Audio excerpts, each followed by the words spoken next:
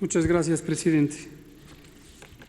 Muy buenos días, secretario, directores, coordinador. Muy buenos días tengan todas y todos ustedes.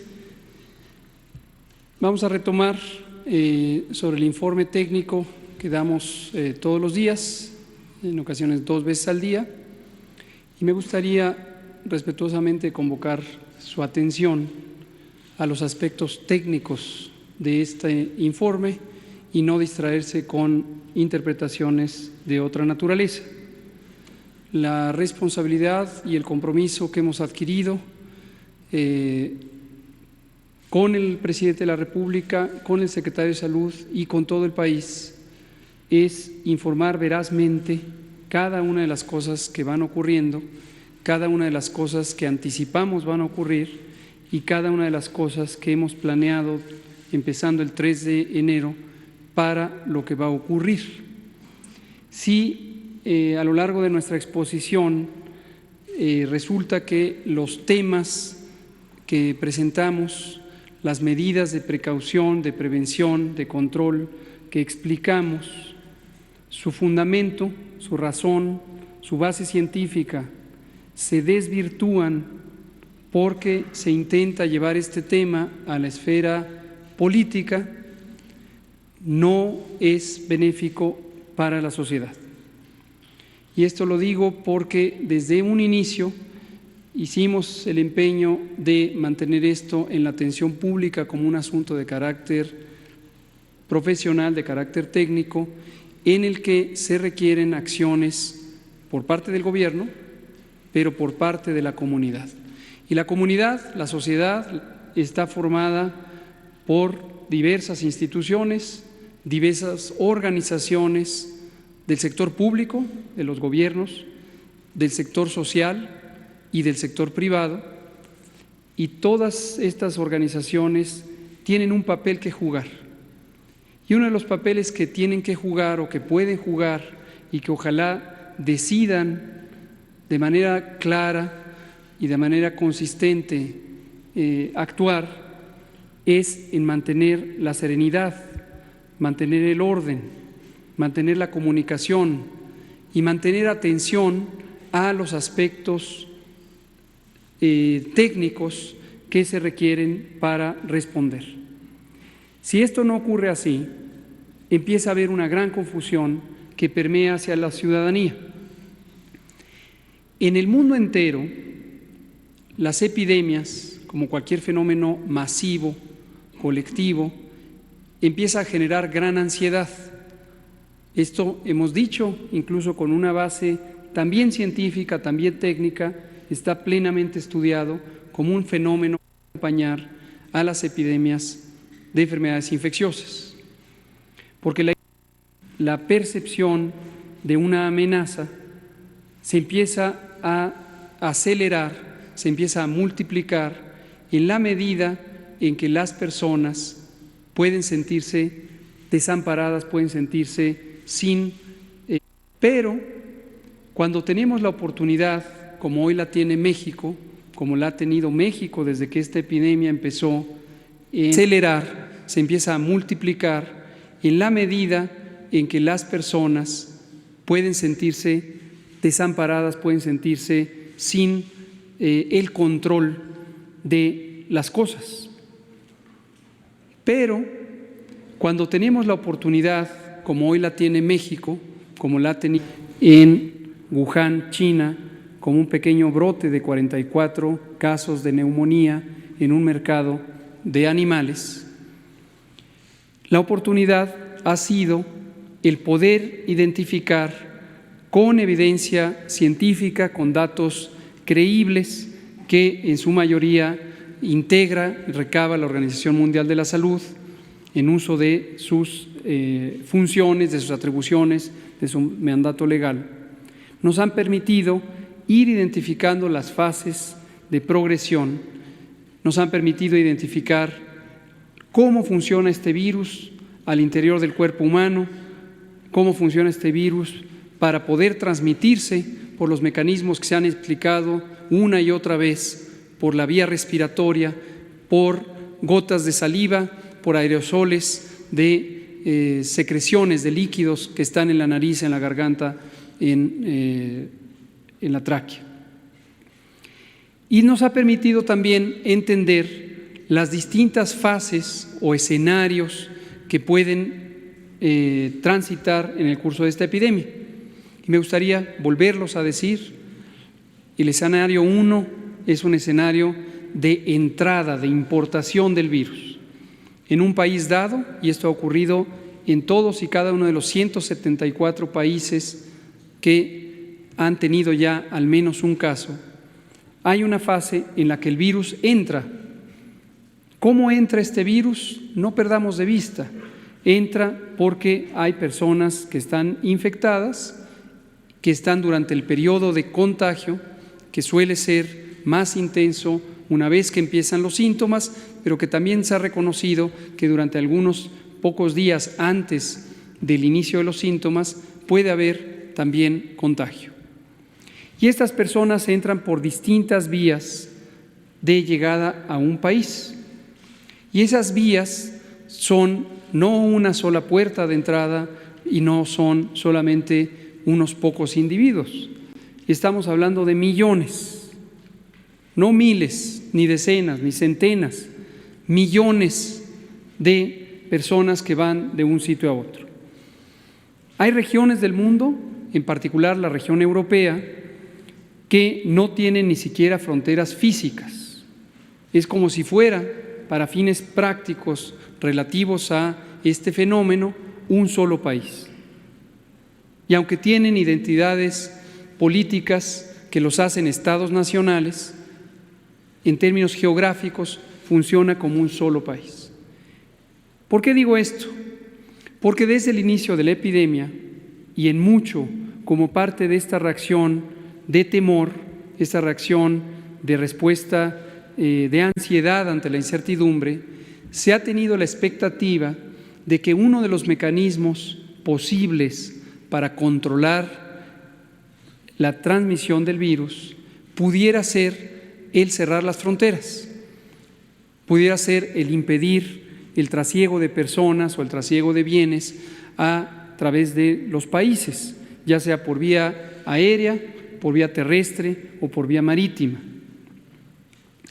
Esto no es posible sin causar un daño de consecuencias imprevisibles, posiblemente descomunales, a las sociedades. Porque en el momento en que no se permite la movilidad de las personas, se paraliza la sociedad. Y al paralizarse la sociedad, se amenaza la posibilidad de tener insumos para la vida diaria, comida, ropa, herramientas, insumos de salud, entre muchísimos otros. Y es por esto que desde hace mucho tiempo, desde los años 90, la Organización Mundial de la Salud, con el respaldo de la comunidad global e incluso del Foro Máximo de Concertación Política Global, la Organización de las Naciones Unidas, planteó los principios rectores del Reglamento Sanitario Internacional.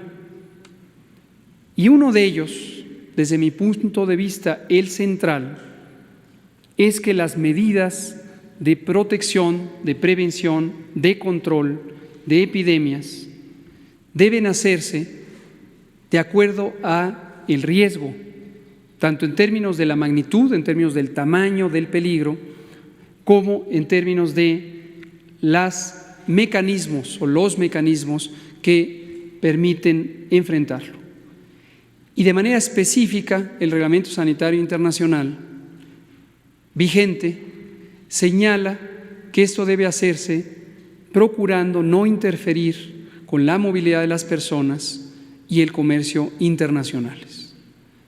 Y esto no es ni un capricho, ni un elemento que no haya sido revisado, al contrario, es algo que fue exhaustivamente revisado durante los casi 10 años que duró el proceso de reflexión y aprobación del Reglamento Sanitario Internacional. En este momento pareciera que el mundo ha entrado en una fase de enorme desconcierto de la sociedad, desconcierto de sus liderazgos políticos, y se están tomando diversas decisiones que, si uno hace un análisis cuidadoso y frío, se da cuenta que guardan poca relación con reflexiones de sus comunidades científicas y técnicas. Instituciones que han gozado por muchos años, por décadas, de prestigio internacional y también nacional, en Europa, en Estados Unidos, en Canadá, en Australia, en Nueva Zelanda, por mencionar solo algunas regiones, en América Latina también, parecieran hoy sucumbir a la presión de esta dinámica sociopolítica, sin que uno encuentre, a pesar de búsqueda directa y exhaustiva, una reflexión organizada entre la apreciación basada en evidencia del fenómeno y las decisiones políticas al respecto que finalmente se toman. Cierro con esta idea señalando: tenemos todavía la oportunidad de tomar decisiones organizadas. Tenemos todavía la oportunidad de implantar los distintos elementos del repertorio de intervenciones de contención, de mitigación, de escalamiento hospitalario, de reorganización de los servicios de salud, de comunicación de riesgos, de higiene básica, que nos permitan contender en México con las siguientes fases. Y cierro mencionando las fases: importación viral, en donde hay unas decenas de casos que pueden llegar a transmitir hasta la primera generación de contacto, del caso importado a su primer contacto. Escenario 2, transmisión comunitaria, donde ya hay transmisión de un primer contacto al siguiente contacto y varios otros en sucesivas cadenas de transmisión, pero todavía se presenta en centenas de casos en forma parchada, geográficamente en pequeños grupos. Y finalmente, transmisión diseminada o epidémica, en donde ya no es posible tener la trazabilidad, el seguimiento de las cadenas de transmisión, y ya hay una afección en varias regiones simultáneamente del país. En esos momentos, en particular en el escenario 2, tardío, y en el escenario 3, el reto principal,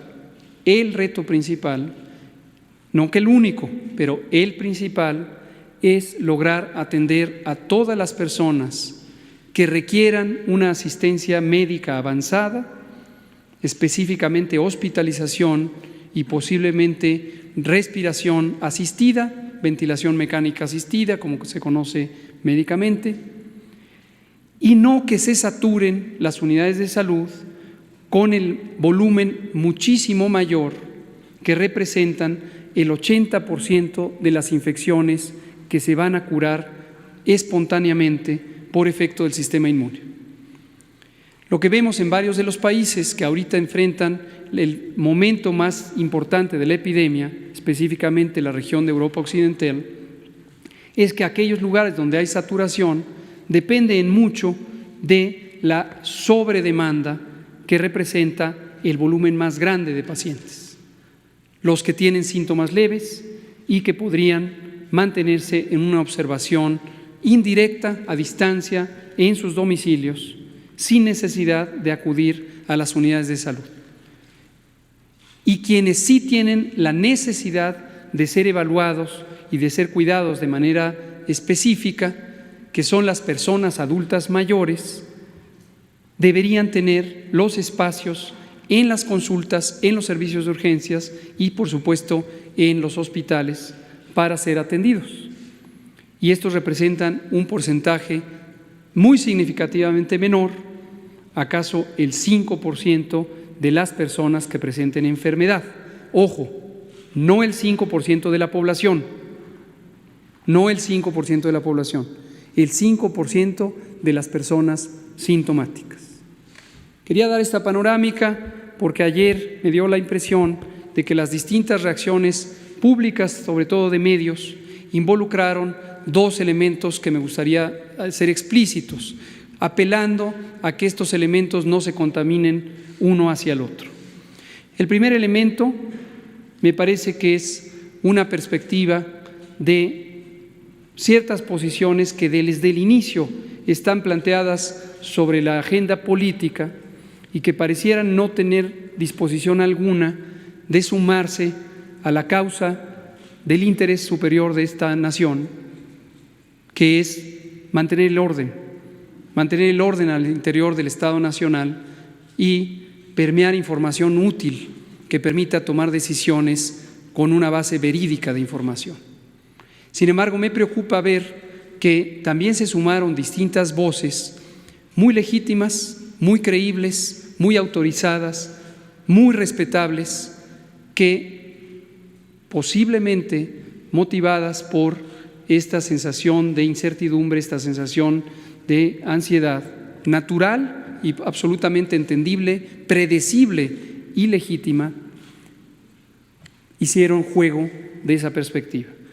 Entonces, el compromiso es, vamos a centrarnos en lo técnico, la confianza que me han depositado las más altas autoridades nacionales y de salud en conducir técnicamente esta epidemia, estriba precisamente en la responsabilidad de que se me vea como un funcionario técnico, que es lo que soy, y no se me trate de llevar a la esfera política, la cual no me interesa ni tengo ningún papel que jugar en ella. Vamos a presentar de manera concreta la situación, si nos pasan el primer mapa. Este mapa, como lo saben, pero lo digo también todos los días, no lo elaboramos en México, lo elabora la Organización Mundial de la Salud y lo presenta con el resumen de la información de todo el mundo. Y lo que podemos apreciar, y lo seguimos poniendo por transparencia en el lado izquierdo, el derecho de la diapositiva, es el número de casos acumulados. Pero siempre nos gusta que vuelvan a reflexionar sobre lo que significa ese número. Vemos ahí que se han acumulado 167.500 personas que en algún momento tuvieron la enfermedad COVID, la enfermedad por el nuevo coronavirus 2019. Y esa cantidad de personas va a ir creciendo todos los días, en la medida en que estamos viendo la historia de una epidemia desde su inicio, conforme va ocurriendo. Pero todas y todos debemos tener absolutamente claro que no quiere decir que en un momento dado del tiempo esas personas están activamente infectadas o que están contagiando.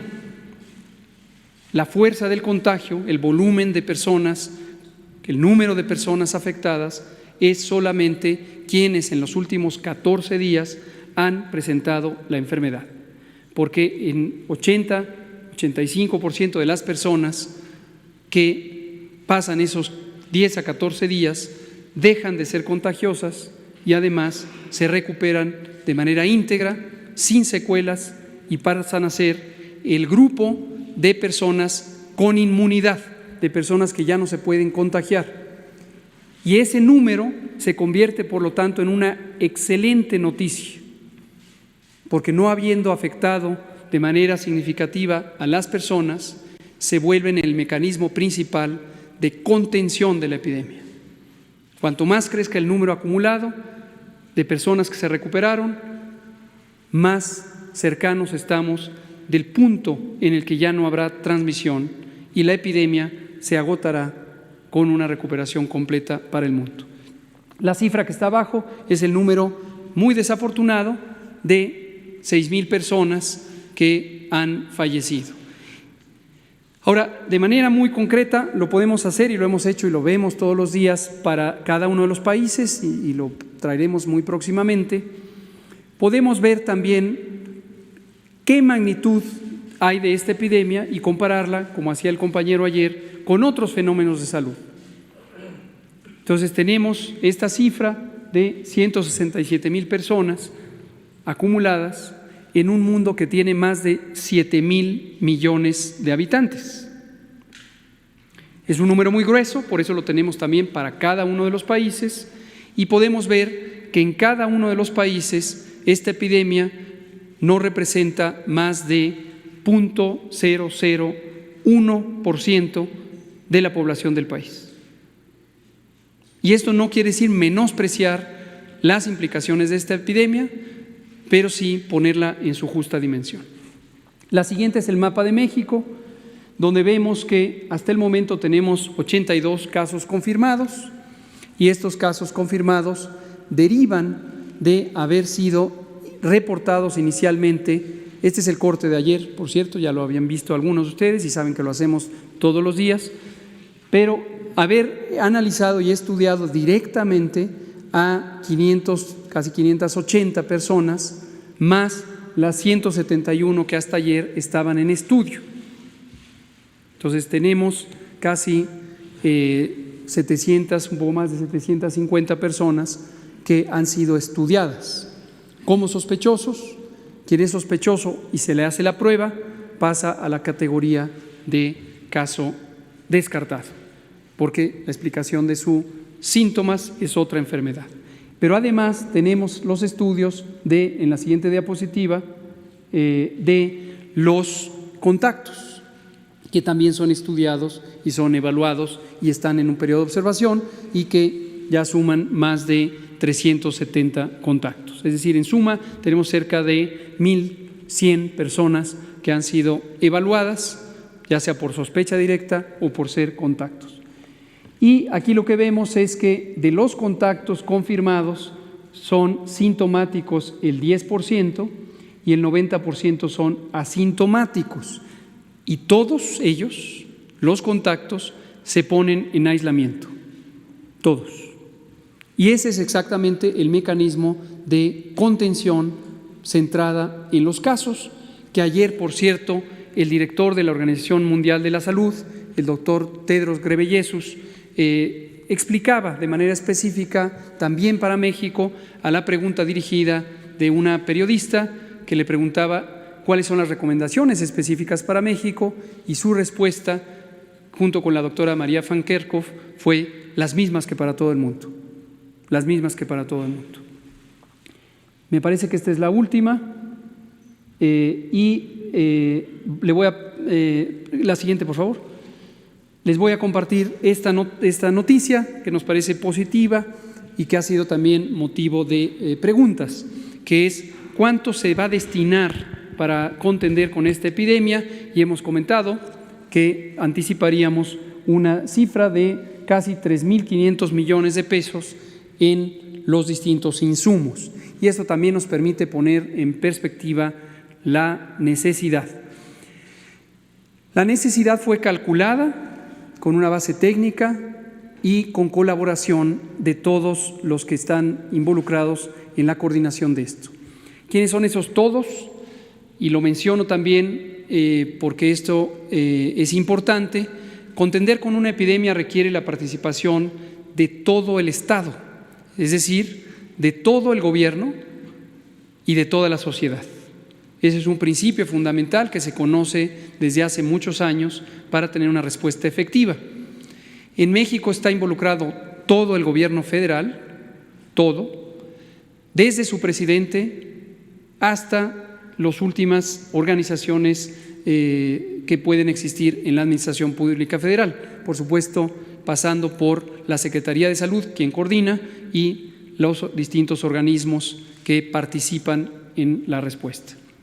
También los gobiernos estatales, y como hemos anunciado, lo anunciamos en el momento real que ocurrió, la Conferencia Nacional de Gobernadores jugó un papel muy importante porque puso al servicio de esta preparación y respuesta su disposición de comandar los estados.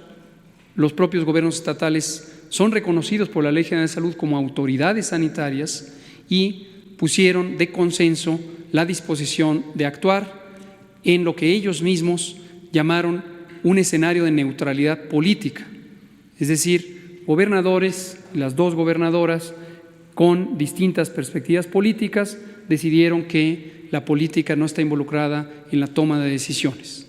Todos y todas actúan de común acuerdo y al unísono con el gobierno federal.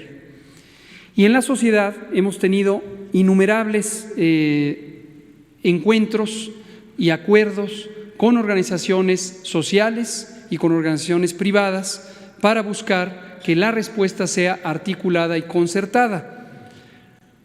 Lo que se ha visto de las distintas acciones a veces guarda cierta variabilidad en el calendario de implantación, pero no quiere decir que no surgió de un acuerdo marco de la operación general. Y lo pongo como ejemplo el tema de las escuelas. El Consejo Nacional Educativo, que es el órgano de coordinación de las 32 autoridades educativas, convocado por el secretario de Educación Pública y en el que participamos como Secretaría de Salud y institución coordinadora de la respuesta, concertamos las medidas que se van a tomar para las escuelas. Sin embargo, algunos gobiernos estatales, por distintos cálculos de la dinámica social estatal, hicieron un poco de anticipación. No debe preocuparnos, porque lo que hace es que ayuda a que en la medida de la capacidad estatal se pueda empezar a poner en práctica lo que se ha acordado. Concretamente, la fecha elegida de entrada en vigor, que es el 23 de marzo, fue seleccionada para dar lugar a que entre el 17 y el 20 de marzo se pudieran articular los mecanismos concretos de instalación de estas medidas, dado que fue una medida planeada con antelación y no una medida emergente o una medida precipitada. Si algún estado ya tiene estos mecanismos en puerta y los puede implantar, muy bien. Pero cierro diciendo una última cosa. Esta no va a ser una epidemia corta. Ya lo hemos dicho, pero quiero volverlo a dejar muy en claro.